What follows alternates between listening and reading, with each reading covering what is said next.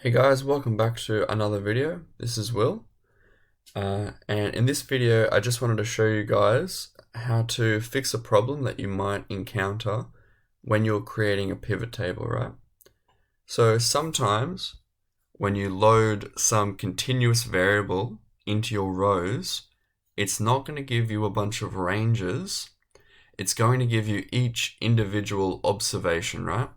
Which if you were going to try and make a bar graph out of this, it's just going to be a bunch of way too many variables along the x-axis, each of which are probably going to have like one observation.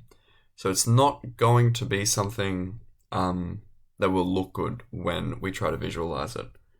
So the way to turn this into a bunch of ranges is you click on the values here, go up to Pivot Table Analyze, and then there's going to be something called Group Selection. So if you select Group Selection, you're able to pick the starting value that you want your ranges to start at. So let's say I want -3. I want it to end at, say, 4, and I want it to increment at 0.25. So if I hit OK here, it's going to fix up my data for me. Okay.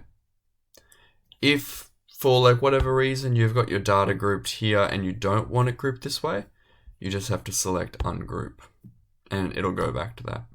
All right. I'll see you guys in the next video.